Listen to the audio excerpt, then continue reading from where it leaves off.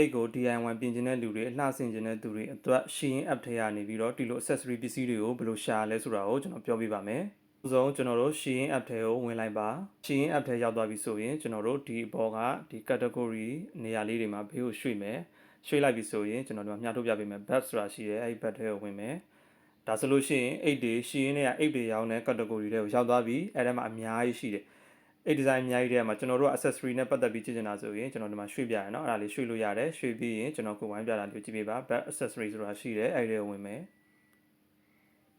ကျွန်တော်တို့ back accessory တွေကိုရောက်ပြီဆိုလို့ရှိရင်ဒီမှာဒီလို key chain လေးတွေလည်းရှိတယ်အများကြီးပဲเนาะဒီမှာဒီ strap ကြိုးတို့အိတ်အပိုးထဲတာတွေအိတ် cover တွေ DIY back accessory တွေဆိုပြီးတော့ဒီဘေးမှာအများကြီးရှိသေးတယ်အဲ့ဒီထဲမှာဝင်ပြီးတော့ဒီမှာ DIY back accessory ထဲမှာထပ်ပြီးတော့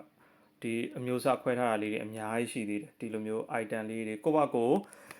လိုကဲအိတ်လုတ်ပြီးတော့အဲ့ဒီအိတ်မှာလိုအပ်တဲ့ accessory လေးတွေတက်ဖို့ကအစဒါမျိုးလေးတွေပေါ့နော်ဒီလိုပစ္စည်းလေးတွေ item လေးတွေအစုံရှိတယ်ဒီလိုဟာမျိုးတွေကတော့ကျွန်တော်တို့တခြား app တွေမှာလည်းရနိုင်တယ်ဆိုပေမဲ့ Shein မှာတော့စုံစုံလင်လင်ရှိတာပေါ့နော်အဲ့ဒါလေးတို့တွေ့ရမယ်ဒါတွေက order တင်နေဆိုရင်တော့ကျွန်တော်ရဲ့ KM supplier page မှာ order တင်လို့ရတယ်ဒါက